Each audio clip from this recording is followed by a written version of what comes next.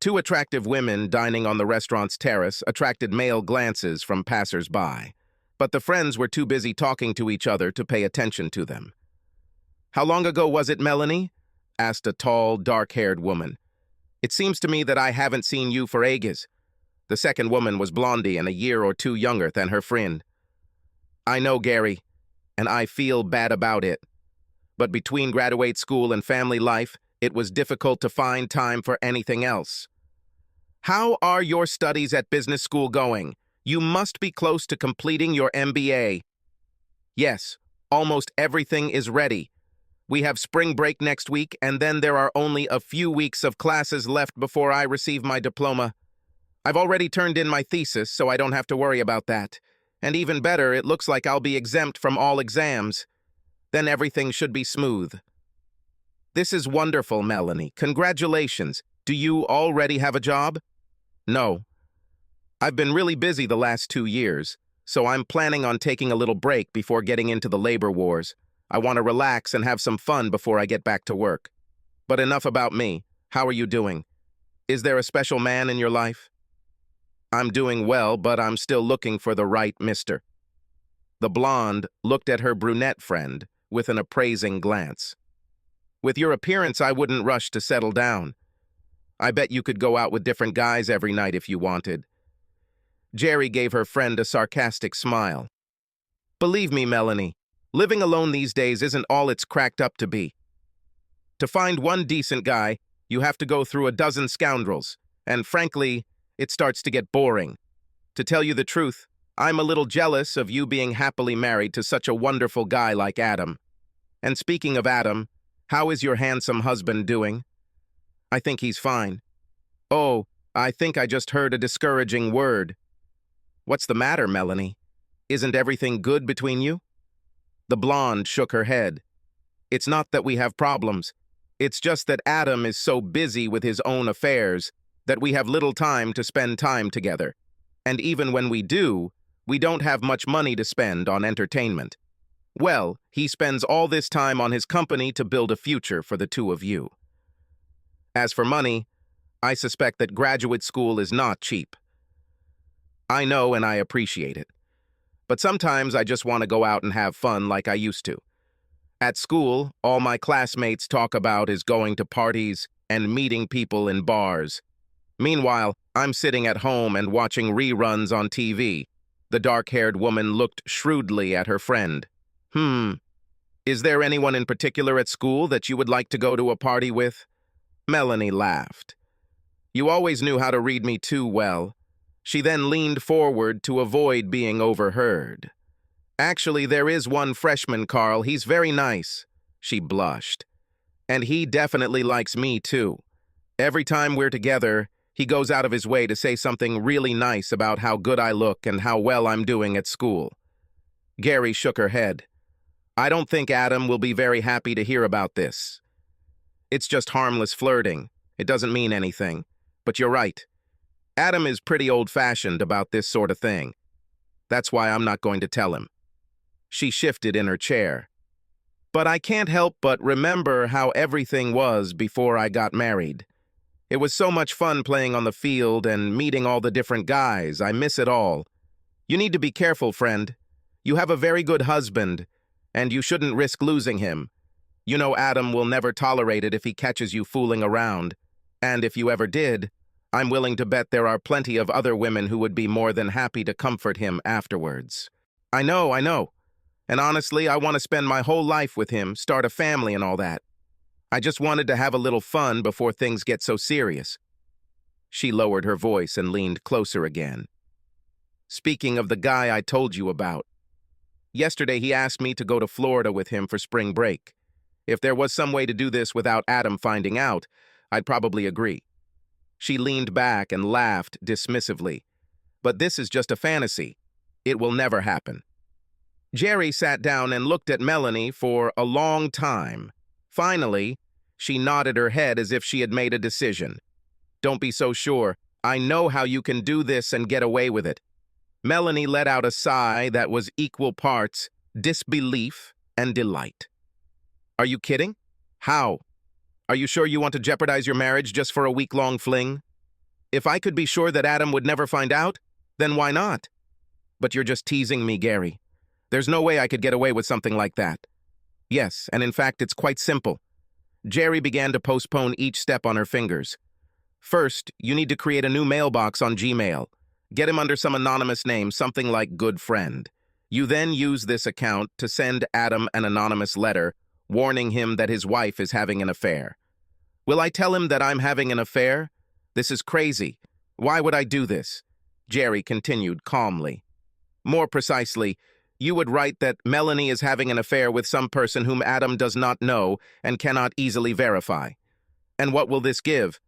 It'll take his attention away from your hot guy from grad school. Yes, but it will make Adam suspicious of me. Exactly. But when he fails to find the guy you're supposed to be having an affair with, he'll have no choice but to confront you and demand to know what's going on. But I don't want him to suspect me. No, you don't want to. So when he confronts you, you will be very angry with him for not trusting you. In fact, you'll get so angry that you'll call time out on your marriage. Doesn't your mom live in Florida? Melanie was taken by surprise by the sudden change. Yes, why? Great. Angrily, you tell Adam that you are going to Florida for spring break to be with your mother and figure out what to do with your marriage. Then, while he's here in town, desperately trying to find the mystery man, you're in Florida with Carl having your own little fling. How will I explain all this to my mother? Jerry rolled her eyes. You shouldn't. In fact, you shouldn't even see your mother while you're there. But what if Adam calls her? Tell him not to do it. Make it clear that you need a complete break to sort things out. He shouldn't try to contact you or your mother while you're away. Warn him that if he tries, you might not come home at all. Melanie stared at her friend for a moment, contemplating her plan. Finally, her face brightened. You know, Gary, I can see how this could work. But what will happen when I return? It's simple. By then, Adam will miss you like crazy. And since he can't find the mysterious man who is supposedly having an affair with you, he will come to the conclusion that someone is playing a malicious prank on him. He will feel very guilty and will beg you to forgive him for not trusting you. You will forgive him, and everything will be fine.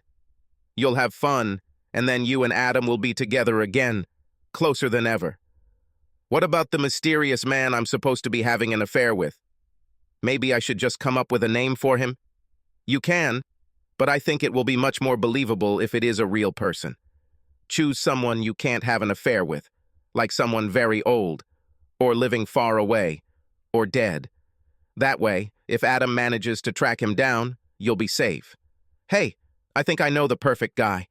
I had a creepy professor in one of my classes my first year of graduate school. He must have left town because I never saw him again. How do you like it? Perfect. Melanie suddenly reached across the table and squeezed her friend's hand. You are the best, Jerry. I'm so excited. I really think it's going to work. Then she hugged herself and trembled slightly. I can't wait to tell Carl. Adam returned to his office and sat down in his second-hand swivel chair. He rubbed his forehead worriedly. If these parts do not appear soon, we will miss the deadline for the delivery of prototypes. After the foreman left, Adam sat trying to come up with a backup plan. When his email dinged, he quickly turned to check his inbox, hoping for good news. But when he saw that the subject of the letter was, "About your wife," he almost deleted it. But curiosity got the better of him, and he opened the message. I hate to tell you this, but Melanie is having a romance with Professor Bellingham. I just thought you should know. Good friend. What the heck? Stunned, Adam reread the message again, unable to comprehend the terrible words. What nonsense is this? It cannot be true. Melanie wouldn't cheat on me. Someone must be trying to stir up trouble between us. But who does this and why? He started to delete the message, but hesitated. That's the last thing I need to deal with right now. This must be a mistake, a misunderstanding. But his practical side did not allow him to ignore it. Damn it, damn it. Of course it can't be true. Angrily, he pressed the reply button on the email. Who are you? Why are you making such a terrible accusation? What evidence do you have? He pressed send and then stared at the screen in impotent rage. This won't lead to anything good. It is unknown when or if this guy will answer, and there's no way to track it. It's probably best to start finding out who this Bellingham guy is. He opened a browser, went to the university's web page, and searched for the Graduate School of Business department. Professor Bellingham was not on staff. He returned to the faculty register and began searching throughout the university. And again, he was unlucky. Frustrated, he tried looking at other educational institutions in the area, but to no avail. "This is madness," he muttered to himself. "Did my good friend just make up a name?" He then tried a Google search, and the search engine quickly returned 5 names. But 2 of them were female, and neither was local. I knew it was fake. Someone is trying to prank me, or drive me crazy. But again, he could not bring himself to delete the letter. Now that the letter had been sent, a seed of doubt began to grow in his mind. God, what if she's having an affair? I didn't see any signs, but that doesn't mean anything. Besides, I was so busy at work that I hardly spent any time with her. What if she was upset because she was being ignored? I remember that there were times when she wanted to go somewhere for fun, and I refused her. But damn, I'm working almost 70 hours a week trying to get the business going. Doesn't she understand this? Can't she see that I'm doing all this for us? And to be honest, we really can't afford anything extravagant. Her business school tuition is getting more expensive every year, and I'm pouring whatever is left into this place to try to speed up the process. And yet, I guess I neglected her. Feeling guilty, he started checking his calendar, trying to find the last time they met together. After scrolling through 3 months and finding nothing, he stopped searching. Damn. But even as his guilt increased, he felt a corresponding surge of anger. I may not have given Melanie as much attention as she wanted, but that doesn't give her the right to cheat on me. We also discussed what sacrifices we would have to make when we decided to start the business. She agreed 100% then, so she hardly has any right to complain now. His thoughts were interrupted when his foreman poked his head through the doorway. "Hey, Adam. Good news. The components we need have just arrived. God bless. Okay, we need to unpack them and get them to the workshop as soon as possible." When the foreman disappeared, Adam took a deep breath. Well, in any case, one crisis is averted.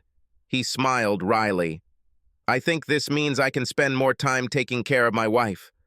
After spending even more time searching the internet fruitlessly, he sat back and tried to think. If Mel really is having an affair, then it simply has to be with someone from the university.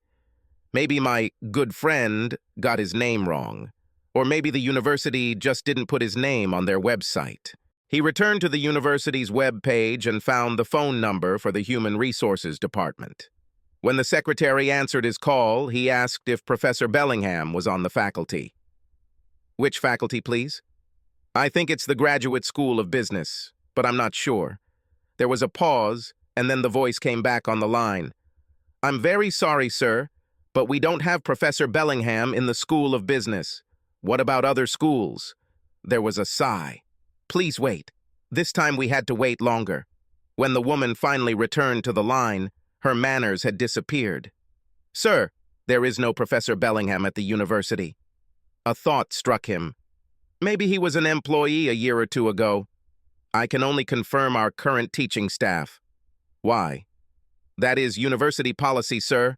Is there anything else I can help you with? No, you did your best, he said, trying not to sound too sarcastic. He tried again, calling the dean of the business school. He went back and forth with the administrative assistant. But in the end, he learned nothing more. By this time, Adam's head was throbbing. I need a good drink, he muttered, hanging up in disgust. But this thought gave him an idea, and he picked up the phone again. Hello, Gary. This is Adam. Listen, any chance you could meet me after work at Macy's place for a drink? I have a problem, and I really need your advice. No. I wouldn't like to talk about this on the phone. Can I? Great. I'll meet you there at 6 Yao. Before leaving, he checked his email again. There were no more messages from good friend. Entering Maxie's place, Adam noticed Gary sitting at a table in a quiet corner. In front of her stood a glass of white wine and a mug of his favorite draft beer. He walked over and kissed her on the cheek. "Thank you for the beer, and more importantly, for coming tonight. I really needed to talk to you." When he sat down, she took a sip of wine and then looked at him for a long time. "Okay, Adam, tell me. What's going on? Are there problems in your business?" Not knowing where to start, he stared at his mug for a moment and then said, "Do you happen to know Professor Bellingham from the university?" She shook her head, puzzled. "Bellingham? I've never heard of him. And what?" He sighed and handed her a printout of the email. "I received this today." She quickly scanned it, sighed, and read it again. Then she looked at him with sympathetic eyes. "Poor Adam. No wonder you didn't want to talk about it on the phone." "What do you think about it?" "I don't know what to think, Jerry. I can't believe this is true, but I also don't want to bury my head in the sand and pretend everything is fine. I spent the whole day trying to track down this mysterious Bellingham professor, but I ran into a brick wall at the university. Now I don't know what to do. I can't afford to hire a private detective, and I don't have time to play detective myself. That's why I wanted to talk to you. You have been a good friend to Melanie and me for a long time. Please tell me what you think about it." She took another sip of wine and then reached out to give his hand a quick squeeze. "What you're really asking is, do I think she's having an affair? I cannot give you such absolute certainty. On the one hand, I haven't seen or heard anything that would make me think that she is unfaithful to you. On the other hand, I haven't seen her very often over the past few months." His face twisted in annoyance, and she hurried to continue. "You know as well as I do that there are people who like to stir things up, and it could be something like this. Or you may have business enemies who would like you to divert attention to the tensions in your marriage. There may be other scenarios that I haven't even thought about. What I do know is that you can't ignore it and hope it goes away. I know how much you believe in marital fidelity, and I know that any hint that your marriage has been broken will eat away at you.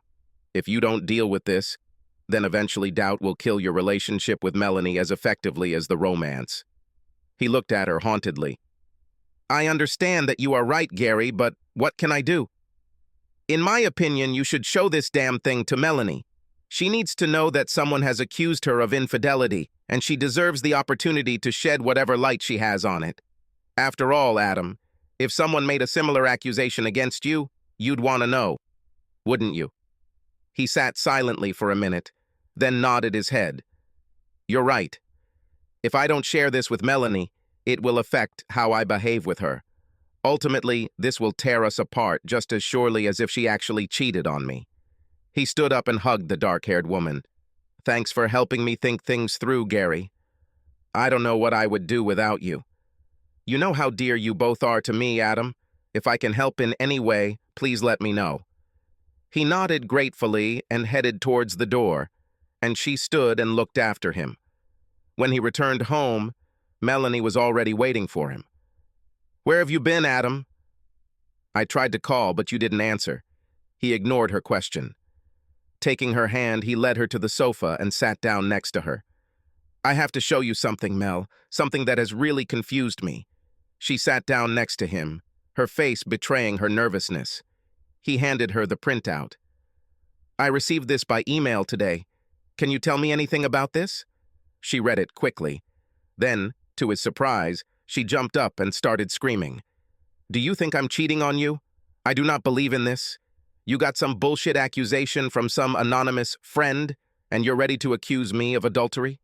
No, honey, I don't blame you for anything. If you don't blame me, then why did you show me these dirty lies?"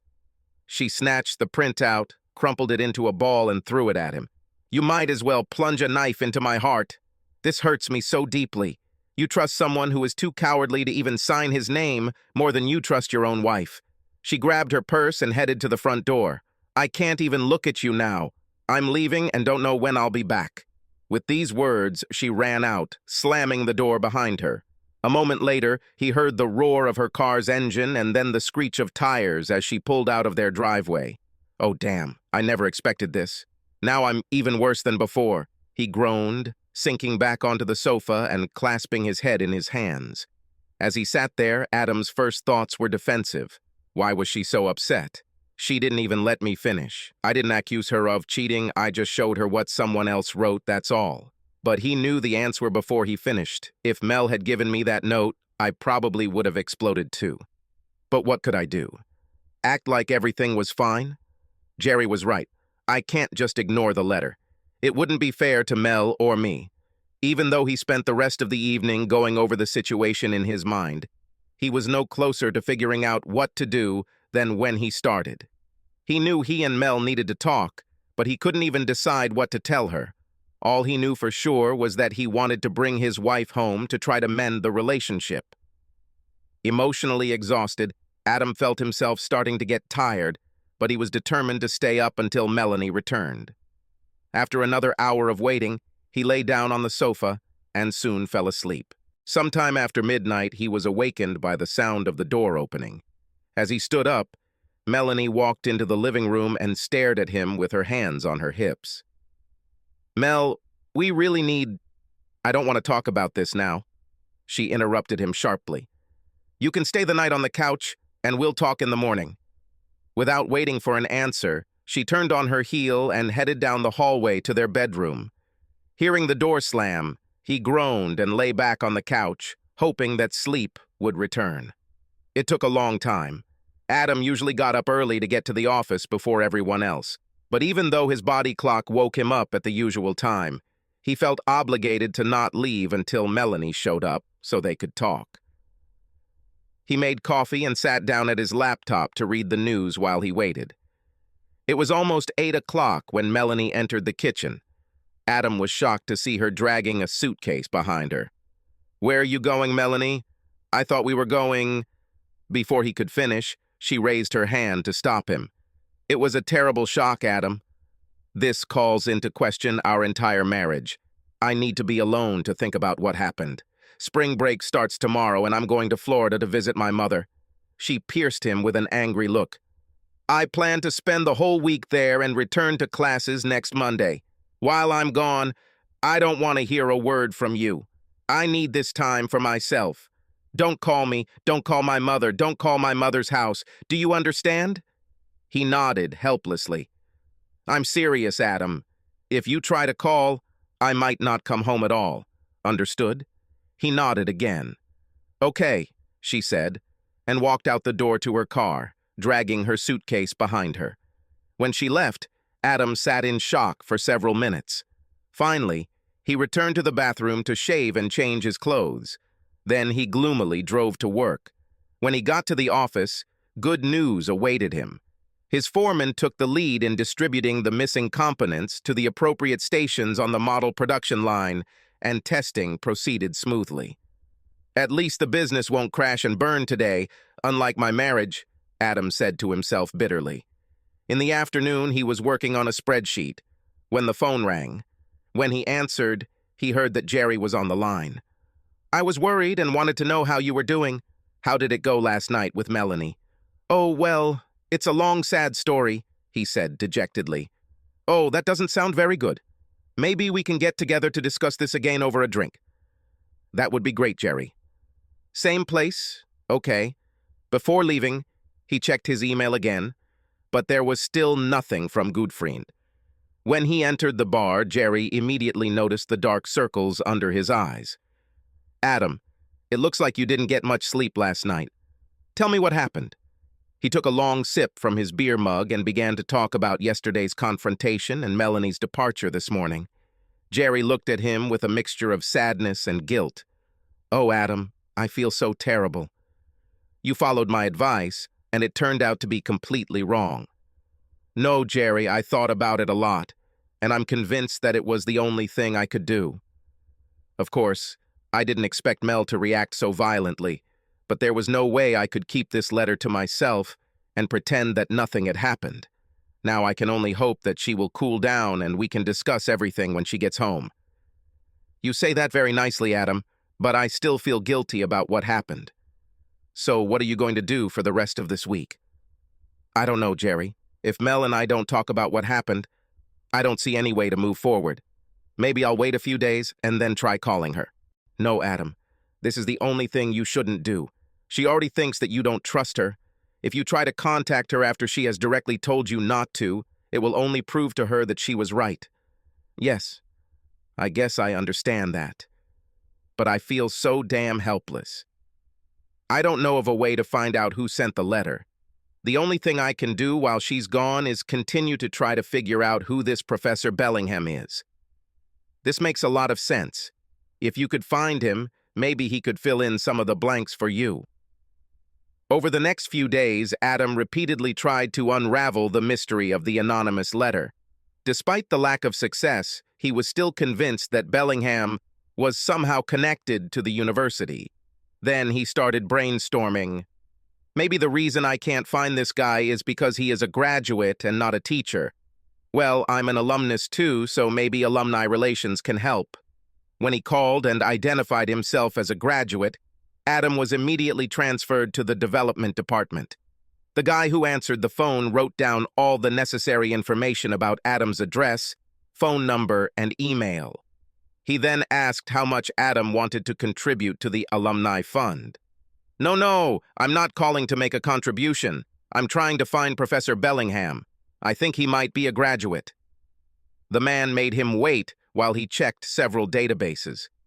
Sorry, sir, but it seems we've never had a graduate with that name. Is it true? What about graduate schools? I checked them too. Perhaps he is not a graduate. Perhaps he simply studied for a year or two and then dropped out or transferred.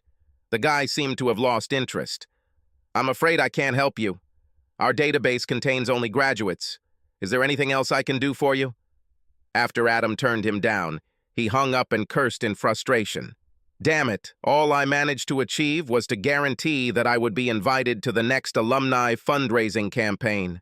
Having made no progress on the phone or the line, he took an hour off the next day to visit the Graduate School of Business. When he got there, it was almost empty. It's spring break, dumbass. Adam cursed to himself. But several people were still found, and he began to walk from one office to another, asking for information about Professor Bellingham. Finally, the assistant dean met him face to face. Sir, I'm very sorry, but you will have to leave. If you do not comply, we will be forced to call campus security. Adam apologized and hurried away, more upset than ever. Returning to his office, he sat down heavily at his desk. After another futile check of email, he dropped his head into his hands. What should I do now? At that moment, his work phone rang. When Adam answered, an unfamiliar voice asked, "Are you the young man looking for Professor Bellingham?" When Adam confirmed that yes, the man continued, "My name is Dr. Avery Mayfair. I am a member of the Graduate School of Business faculty and may be able to help you. But first, let me ask you why you're trying to find Professor Bellingham." Adam was hesitant to discuss his situation with a stranger, but desperation took over, and he briefly told Dr. Mayfair why he was looking for the missing professor. When he finished, the caller made a contemplative sound. "It's clear. I overheard your questions at school today, and the way you presented some of the questions made me wonder if there might be something similar. Anyway, I think I can reassure you, young man. 2 years ago, Bellingham was an adjunct professor at the graduate school. He was a worthy teacher, but unfortunately, enrollment in his course was below our minimum requirements. His course was canceled, and his contract was not renewed." "I see," said Adam. "This means there's one more thing," Dr. Mayfair continued. "At the beginning of the current academic year, I received a message from Professor Bellingham. He wrote to tell me that he had found a job at Black Hills State University in South Dakota. Is he in South Dakota?" Adam asked in bewilderment. "That's right," the professor confirmed. "And there's something else you might want to know." In the same message, Professor Bellingham informed me of his recent wedding to his longtime partner, Harold. "Harold? This means Bellingham?" "Exactly. Dr. Mayfair, thank you very much for your call. I still don't understand why someone sent me such a treacherous letter, but now I'm sure it was a lie. I was hoping I could calm you down. Sir, may I ask one more question? Why did you decide to call me? Don't get me wrong, I'm very grateful, but I'm just a stranger to you." The professor's tone of voice changed. "I don't mind telling you, young man. Many years ago, something very similar happened to me. My wife left me to run off with her lover, so I have deep sympathy for anyone who may find themselves in a similar situation. Fortunately, in this case, the warning you received turned out to be false, so I am glad that I was able to dispel your doubts. But as you can imagine, I have very strong feelings towards anyone who interferes in a marriage. If this statement were true, I would not hesitate to tell you. Thank you, sir. You have no idea how much I appreciate what you did. That evening, Adam called Gary to tell her the good news. I still don't know who is trying to destroy my marriage, but now I know for sure that Mel is not having an affair with Professor Bellingham. Are you sure you can trust this, Dr. Mayfair? Absolutely. After the call, I looked him up and found him on the business school faculty. He is an elderly man, probably around 60, and appears to be well respected. But just to be sure, I also checked out Bellingham on the Black Hills website. Of course he was there. That's great, Adam. You must be extremely relieved. Yes, it is. But now my problem is what to tell Mel when she gets home. It's easy, Adam. From what you told me about your confrontation with her, she never gave you a chance to talk. When she returns, tell her that you never had any doubts about her. Tell her that you already knew about Bellingham, that you tracked him down as soon as you received the letter. But since she reacted so strongly, you didn't have a chance to tell her about it. If you play your cards right, Adam, she'll apologize to you. I don't know, Jerry. In fact, everything was not like that. He heard the smile in her voice. Come on, Adam. Is it really that bad to stretch the truth a little to get what you want? On Sunday, before returning to town, Melanie surprised Gary with a phone call. Hey, girlfriend, I just wanted to check with you about how Adam is doing before I go home. I'm a little nervous about what I'll encounter when I arrive. The only thing I know for sure is that you owe me a huge debt for everything I did for you while you were busy with your affair. With a little help from me and some luck, you will be able to return to your husband, and your marriage will be in better shape than ever. With that, she continued to describe the week, ending with Adam learning of Bellingham's whereabouts. If you play your cards right, when you get home, Adam will apologize to you, you will apologize to him, and everything in your life will go back to normal. There was a pause on the line. What if I don't want everything to go back to normal? I didn't understand, Melanie. What do you want to say? Just last week I had an explosion. Carl, the guy I was with, is so funny. Melanie's voice became a little hoarse. And most importantly, he is a fantastic lover. I haven't felt such pleasure for many years. In any case, I'm not ready for my little adventure to end yet. I want to continue seeing him at least until the end of the semester. Come on, Gary, you have to help me find a way to help me out. Stop, Melanie. You're already taking a big risk by leaving with this guy for a week. If you try to keep the romance alive here in town, you're really upping the odds, girl. Maybe, but you have to admit, your little plan worked perfectly. I bet you can figure out how I can do this again. Come on, Jerry, please. This guy is really hot. I was afraid that something like this might happen. There was a long pause. Okay, Jerry said slowly. I can come up with a plan to do what you want. But you have to understand that you will jeopardize your marriage to Adam. He's a good guy, Melanie. He is hardworking, loyal, and a true family man. Men like him don't come along every day. Are you sure you want to risk it all for a little fun between the sheets? Melanie chuckled. You turned me on with the phrase, I can come up with a plan. Okay, but don't say I didn't warn you. Now here's what you need to do. Do you still have that email account you created? Certainly. You told me to keep it active. Good, because you need to send another letter from good friend. Only this time, you will send a message to yourself, to your regular email. Okay then, what will be in the new letter? Everything is exactly the same as in the previous one. Only this time, you write that Adam is having an affair with me. What? But that's not true, and Adam knows it. How can this help? It's simple. The first letter accused you of having an affair. Adam has discovered that you could not have been unfaithful with Professor Bellingham, but he may still have doubts about your fidelity. Wait, Gary, did you tell me that a letter with Bellingham would give me freedom in my relationship with Carl? So it was. But now, after he receives the second letter, he will have no doubts. He's already proven that you weren't having an affair with Bellingham, and he knows for sure that he's not having an affair with me. Obviously, the good friend is a complete liar, which means Adam has no reason to doubt you anymore. This means that you can get away with almost anything you want without arousing Adam's suspicion. There was silence on the line. Melanie then exclaimed, "Jerry, you are a genius. I don't know how you came up with all this, but you just gave me a hall pass that I can use for the rest of the semester. There are 2 more things you need to do, Melanie. First, make sure Adam tells me about the second letter." "Okay, but why?" "Because this way I can reinforce the idea that you are trustworthy and this unknown friend is not." "Oh, it's good. He really cares about you, so he will listen to your advice. Now, what else? After you send the message to yourself, remember to log out of your good friend email account. What if Adam accidentally finds him?" "Oh God, no. In fact, you should probably sign out of both of your email accounts when you're not using them. You don't want Adam to find love notes from Carl, do you?" I warned Carl never to email me, but this is still good advice. Better safe than sorry. Returning home from work that evening, Adam was alarmed to find Melanie crying. Things had been going so well between them since she returned from Florida that the sight of her upset face took him by surprise. "What's wrong with you, Mel?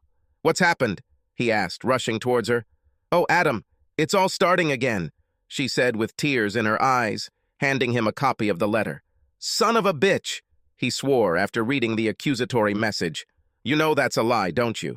Certainly cute. I know that you will never cheat on me, just as I will never cheat on you.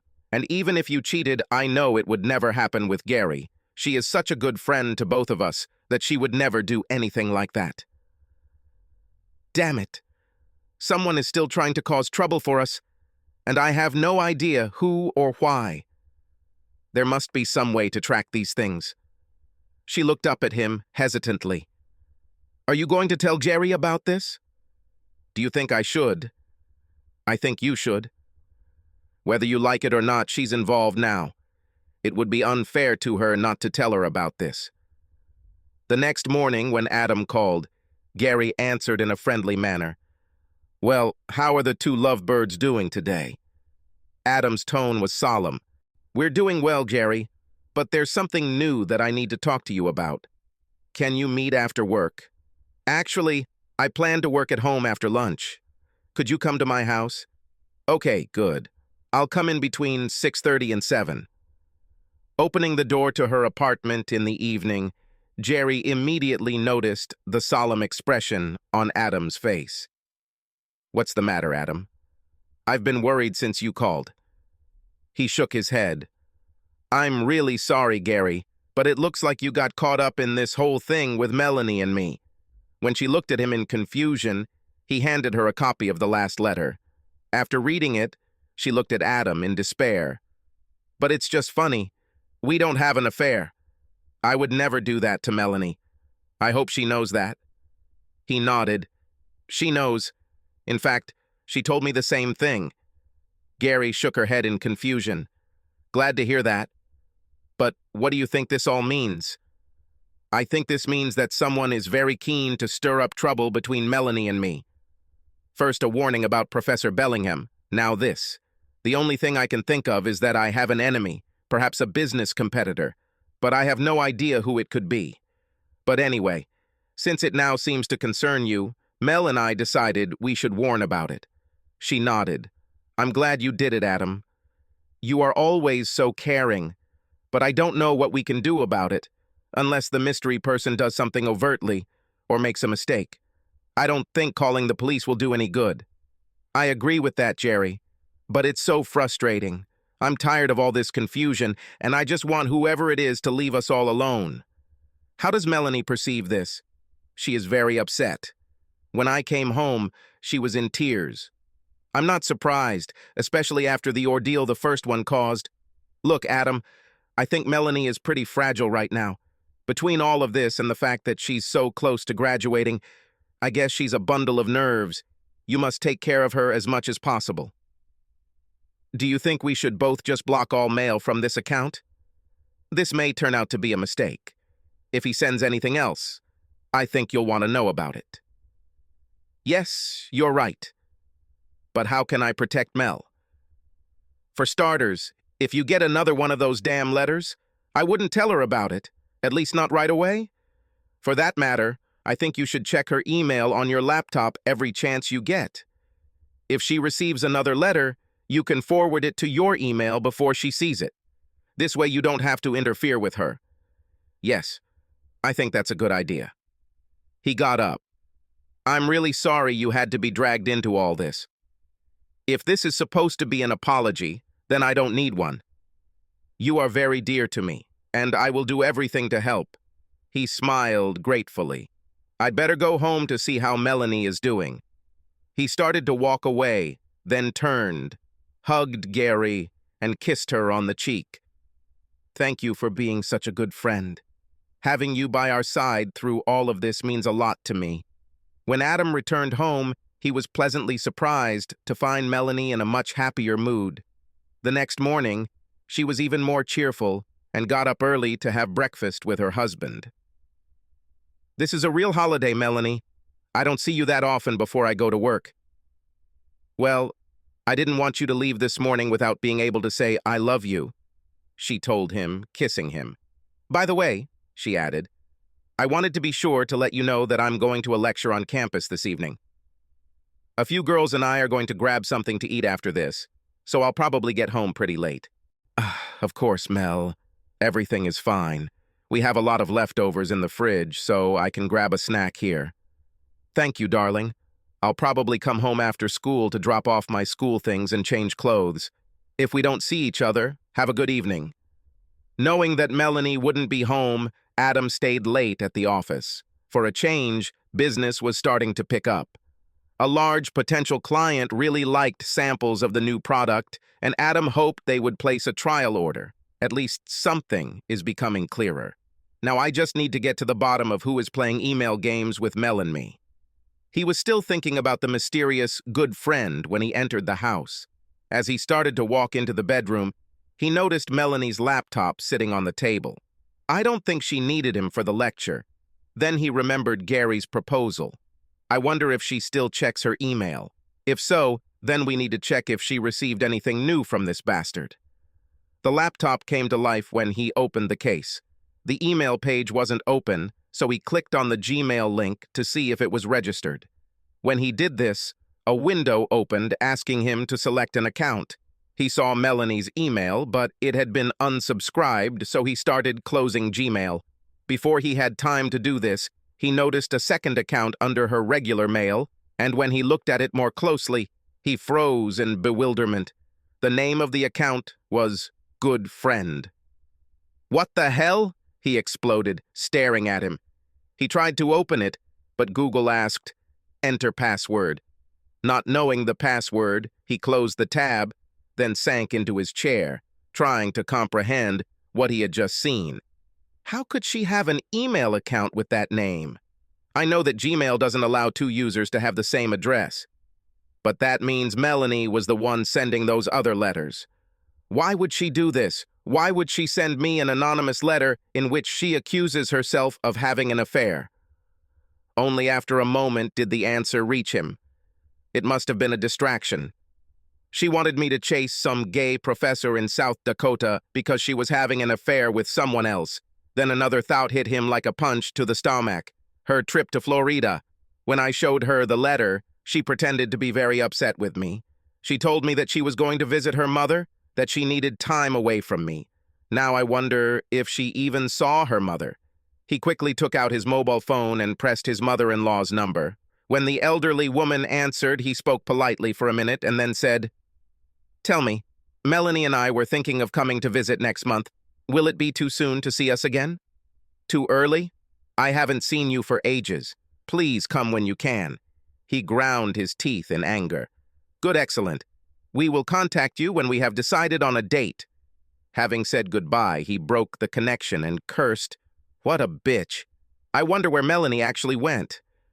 And more importantly, I wonder who she went with. Bitch.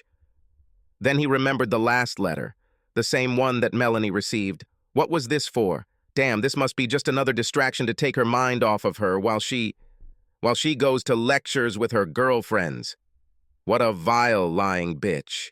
It made him wonder what she wore when she went out for the evening. He hurried back to the bedroom and began sorting through his wife's underwear. It was difficult for him to remember everything about Melanie, and he had almost given up. But a sudden suspicion gripped him, and he returned to check one more item, a garter belt. He was absent. Angrily, he looked for a suitable bra and panties, but they were gone too. Went out for dinner with some girlfriends, huh? He put everything back and returned to the kitchen table to think, so you love sabotage and deception? Well, two can play this game. When Melanie returned home after midnight, he was still seething, but pretended to be asleep when she tiptoed into the bedroom. When he heard the shower turn on, he did everything he could not to stand up and attack her. Who would have thought that going to lectures would be such a sweaty job? He thought bitterly. The next morning, Adam got up very early and left for work before Melanie even woke up. Next to the coffee pot, he left a note for his wife.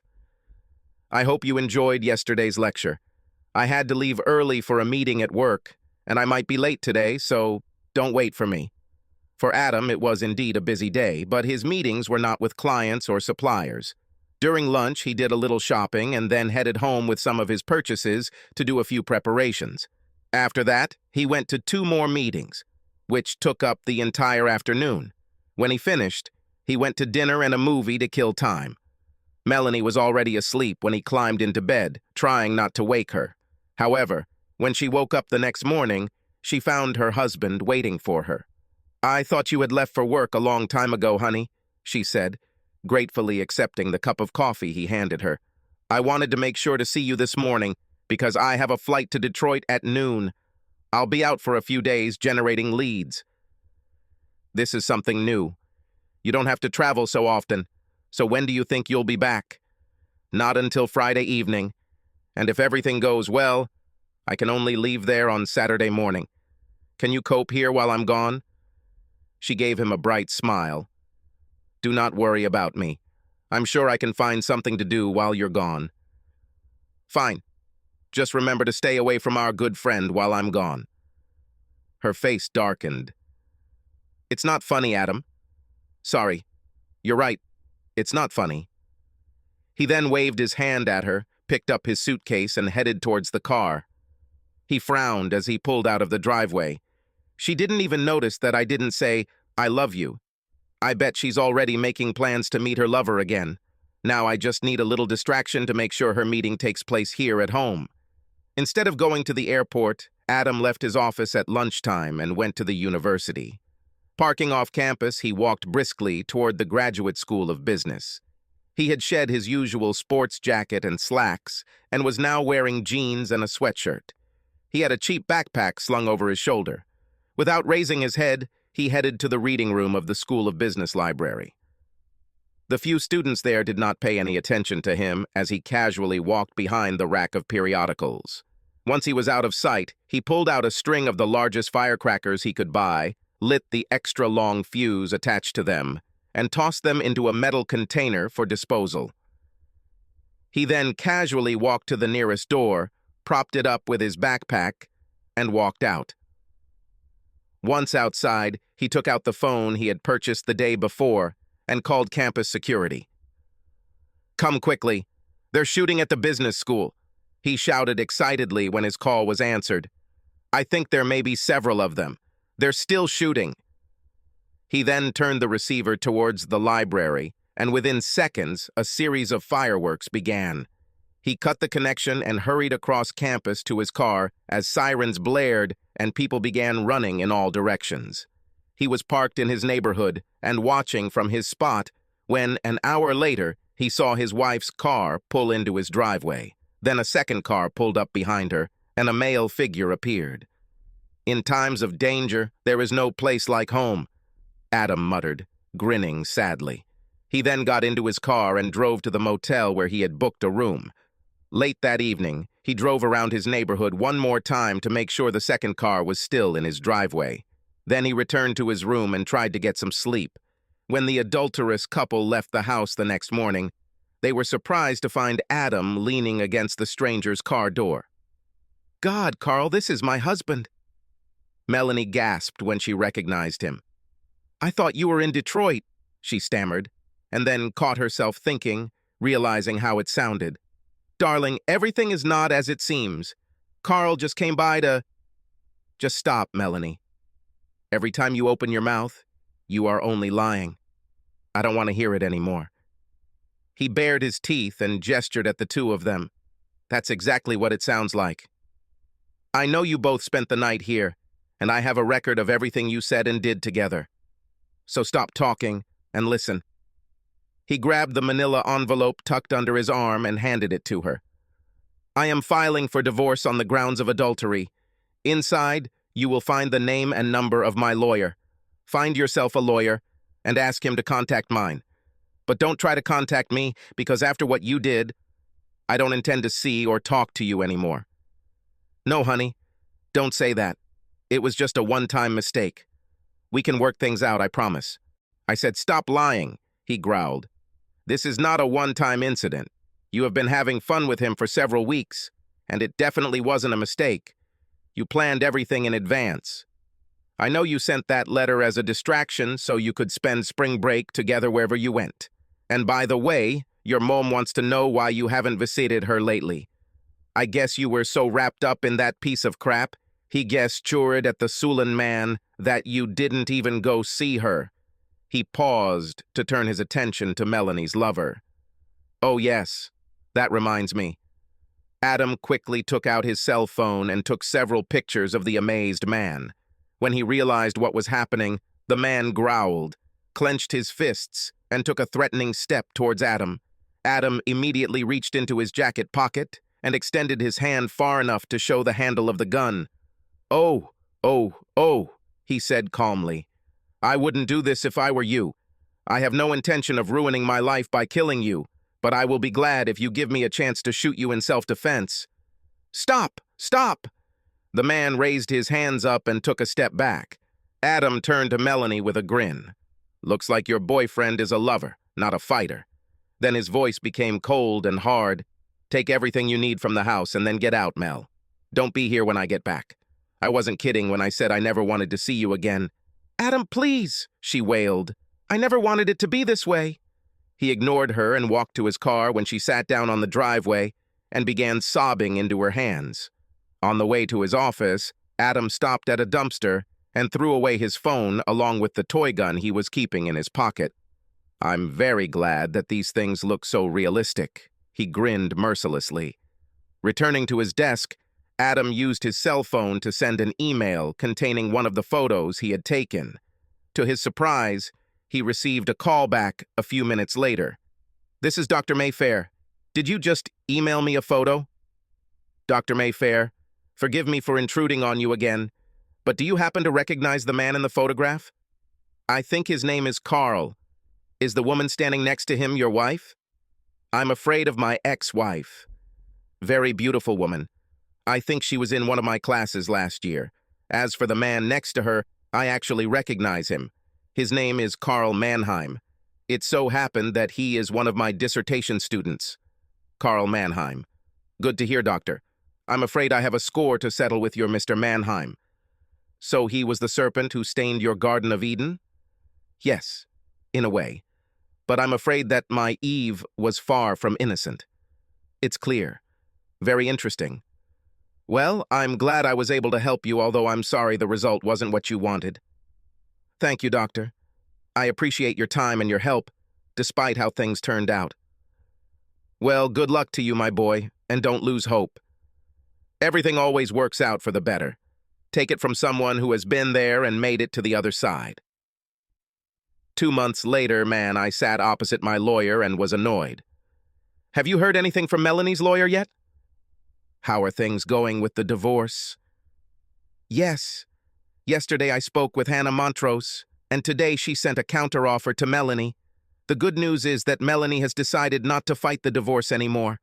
Apparently, after Hannah heard the recordings you made in your home, she convinced your wife not to risk having them played in court, But the bad news is that now that Melanie has accepted that the marriage is over, she seems intent on getting as much out of you financially as possible. Crap. She lies and deceives me. And when she gets caught, she expects me to pay her for the privilege. It's just not fair. What does my cheating wife want? I usually expect to see a request for the division of all your property. But in this case, there is nothing to divide. You rent, you don't have a pension plan, and you have very little savings. The only asset you have is a share in your business, which is operating at a loss. Apparently, she expects him to fail, so she's only asking the court for alimony. I certainly appreciate her vote of confidence in me, Adam snapped sarcastically. So how much alimony does she want? Much more than we offered. The lawyer handed the sheet to his client. Adam looked at him and gasped. This is ridiculous. She knows I can't afford it. If I have to shell out that much money every month, I'm essentially liquidating my business to pay her. What can I say? Melanie refuses to negotiate, so Hannah will propose just that to Judge Abernathy. Well, I'm not going to give up and give Melanie that much money without a fight. We'll have to take our chances in court. Okay, Adam, I understand what you're getting at, but remember, Judge Abernathy has absolute power. You are left with whatever he decides. Almost exactly a month later, Adam sat in the courtroom and waited anxiously. After both lawyers presented their arguments, Judge Abernathy adjourned. How do you think things are going? Adam asked his lawyer in a whisper. I have no idea. It could go either way, or the judge could decide on some kind of compromise. They were soon ordered to stand as Judge Abernathy returned to the courtroom. When they were seated again, the judge asked opposing counsel to come to the bench. I assume your clients have not changed their position on the financial settlement? The two lawyers exchanged glances. No, Your Honor. Very good. Before I make my decision, I would like to ask Mrs. Weatherby a few questions. Hannah Montrose looked scared, but then smiled and motioned for Melanie to come forward. Everything will be fine, she whispered to her client. Don't forget to address him as Your Honor. Adam's lawyer took his seat and leaned towards him. It's usually not a good sign when the judge wants to hear more from the other side. Adam watched sourly as his soon-to-be ex-wife testified. The suit she wore was conservatively cut, but fitted enough to show off her figure. He noticed the judge was watching Melanie and shook his head. I think we're finished, he whispered to his lawyer. The judge scanned the papers in front of him and then turned to face the woman sitting in the witness box.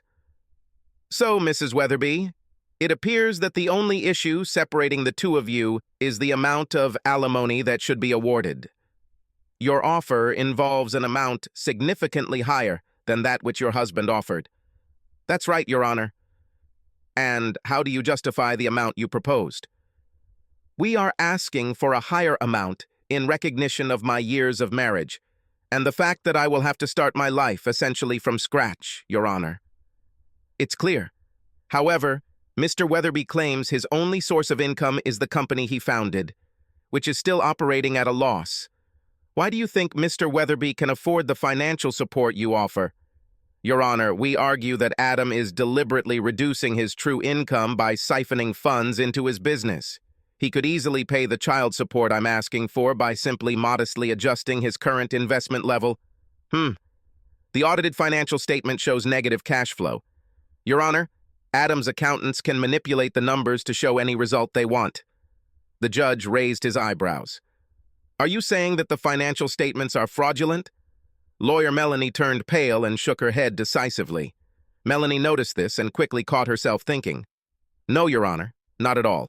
Simply, earnings can be deferred and investments accelerated, all within the bounds of generally accepted accounting principles. He invests too much in his company, that's all. Adam felt his blood pressure rise. He leaned over and whispered angrily, "Ah, what a bitch. She knows it's not true. She's just trying to pressure me to get what she wants, no matter the consequences." Meanwhile, Judge Abernathy reviewed the case summary in front of him. Until now, we have focused on your husband's investment in his business, Mrs. Weatherby.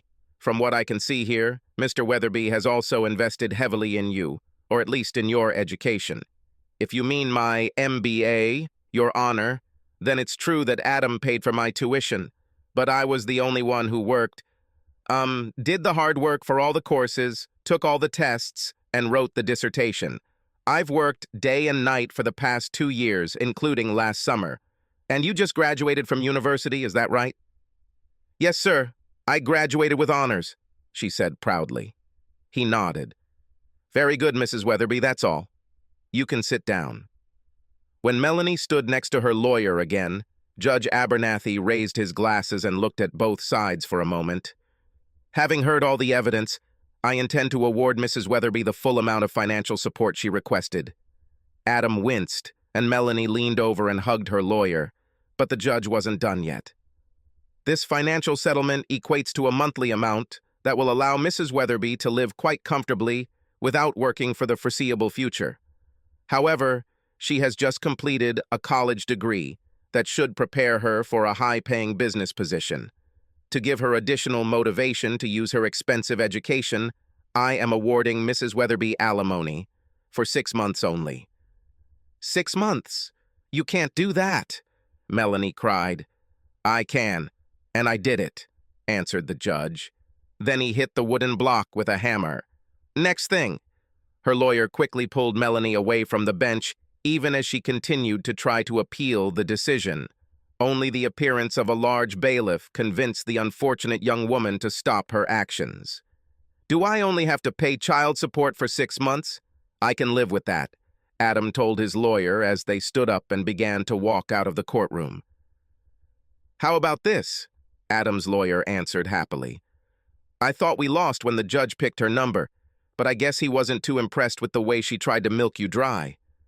However, not many husbands behave so well in divorce court.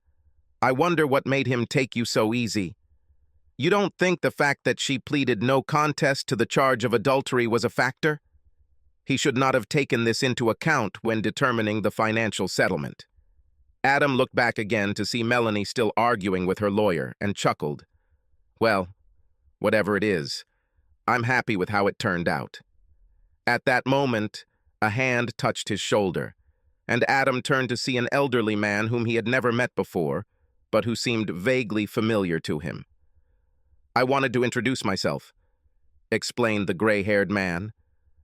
I'm Professor Mayfair. Adam grabbed his hand and shook it firmly. Professor, it is an unexpected pleasure for me to meet you in person, sir. Thank you again for your help. What brought you to court today? The elderly man smiled. After our conversation, I became interested in your case, so I decided to drop by to see how everything turned out. Then, his smile grew wider. It also gave me the opportunity to say a few words to an old friend of mine, Judge Abernathy. He shook Adam's hand again. I'm glad everything turned out well for you. If I'm ever able to help again, I'll be happy to do so. He winked. We divorced husbands must stick together. When the professor left, Adam looked after him. Interesting, he muttered, then shook his head. As he did so, out of the corner of his eye, he thought he saw Gary in the crowd of spectators. But when he turned to look, she was not there. It took a hell of a long time before... She pressed a familiar number on her mobile phone, and when the call was answered, she hesitantly said, Hello, Jerry. It's me, Melanie. Melanie, what a surprise. I haven't heard from you since you moved to Florida. How are you doing? To be honest, it's been a pretty tough few years. Actually, that's why I called. I really needed to talk to a friendly interlocutor. Certainly. Tell me how you're doing. Are you working on it now? Actually, that's part of the problem. I thought that with my MBA, I would have no problem finding a good job. But it turns out that employers here are more interested in experience than an academic degree. Most of the jobs I was offered were internships. Oh my God, that doesn't sound very profitable, so where did you end up? When the alimony stopped, I was completely desperate. I even got a job as an administrative assistant for a while, but it was terrible. So now I have started a new career in financial advice. Actually, that's one of the reasons I called. I can analyze your financial situation if you don't mind. You'd be surprised how many people neglect these things.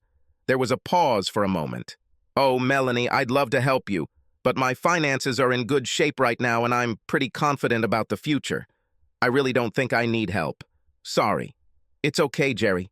I hear this often, but I decided to try it. It's so hard to get a foothold in this business. In fact, I had to move in with my mother to reduce expenses. Do you live with your mother? What happened to you and Carl? Don't even mention that bastard's name. We broke up just a few months after we arrived here. Did you break up? What's happened? Oh, Jerry, that was terrible. Carl dropped out of school without earning his MBA. I don't know exactly what happened, but his advisor rejected his master's thesis and told Carl that he would have to start over. Carl felt very bitter and decided not to return. He refused to look for a job and hung around our apartment all day long, playing video games and drinking. After a while, he began to take out his resentment on me. It got to the point that at some point I had to call the police on him. Oh, Melanie, how terrible for you. I think you're lucky to get rid of him. And look at it this way. Now you can freely go out and meet new people, have fun and go dancing whenever you want. I remember how much you missed all this when you were married. Melanie sighed. Nightclubs and parties require money, Gary, and I don't have a lot of spare cash right now. And to tell you the truth, when I go out, it's not as glamorous or exciting as I used to think. In fact, I remember one friend warning me that there were a lot more creeps out there than good guys.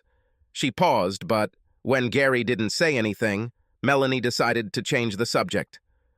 What about you, Jerry? How are you doing? Are you dating anyone special right now? Actually, my situation has changed quite dramatically, Mel. In fact, I'm getting married next month. Married? It's amazing. Who is this lucky guy? I know him. Yes, actually, you know. This is Adam, Melanie. Adam and I are engaged. My Adam. Are you engaged to my Adam? You can't do this. I'm afraid I already did. We'll have a small civil ceremony in the backyard of our new home, and then we'll fly to Paris for our honeymoon. New house? Honeymoon in Paris? Adam can't afford all this. Not only my situation has changed dramatically, but also Adam's situation. The same month you moved to Florida, he received that big order he had been working on for so long. After that, his business really took off. Clearly, his new product is just what the auto industry needs, and that is not all. Earlier this year, Adam received an offer from a large manufacturer to buy his business for a fortune. He agreed, and the deal will be completed next week. So, as you can see, you don't have to worry about our financial future. Melanie could only stutter, but Gary persisted, and now her tone had changed. You know, all this could have been yours, Melanie, but you weren't content with what you had. I warned you from the very beginning that you were risking everything by starting your little affair. Besides, I warned you that there would be women who would happily pick up the pieces if your marriage fell apart. But you were the one who encouraged me. It was you who came up with how I could. Suddenly, Melanie's voice rose in shock. Oh my God, Jerry, it was you. You planned everything from the very beginning. All I did was tell you about a harmless little fantasy. You manipulated me into acting in accordance with it. You tricked me into believing I could get away with having an affair. Actually, Melanie, you're exaggerating. I didn't force you to do anything you didn't want. All I did was give you enough rope to hang yourself. I cannot believe this. I bet you were the one who warned Adam about Carl. You're smarter, Melanie. Think about it. If I told Adam, he'd wonder how I knew. That wouldn't be very smart of me, would it? On the other hand, I told you not to delete your secret Gmail account and told Adam to check his email. I use Gmail all the time, so I was sure he would see what he saw. So no, Melanie, I didn't tell Adam about your lover. All I did was arrange the dominoes so they would fall where I wanted them to fall. I cannot believe this. I trusted you, Gary. I thought you were my friend. Gary laughed. You know what they say. All's fair in love and war. You won't get away with this. I'll make sure Adam knows what you did, what a schemer you really are. He will definitely call off the wedding as soon as he finds out the truth. I'm very sorry, Melanie, but I'm afraid I'll have to interrupt our little conversation. Adam and I have plans for the evening, and I want to look extra good for him. Oh, and don't bother calling back. I'll block your number as soon as I hang up. You are an insidious, vile bitch. Jerry greeted her future husband with a kiss when he came home from work. Adam kissed her back and then pulled a piece of paper from his jacket. You won't believe who sent me a letter today, Melanie. Oh, really? Jerry said casually. I almost forgot about her. What does she need? Adam looked at his bride impassively. Actually, she wrote to warn me about you. She says you planned everything that happened just to separate Mel and me. It's pretty wild. Can I see? Asked Jerry. He handed her the printout. She glanced at it quickly, then handed it back to him with a smile. Poor Melanie. She could make her little jealous fantasy halfway believable if she added one more thing. He looked at her curiously. She winked at him. She should have signed it, good friend. It took him a few minutes to stop laughing. Subscribe to our channel so that your second chaff doesn't cheat on you, and go ahead and listen to the next story, because this story is nothing compared to the next one. If you're under 18, don't even think about listening to the next one.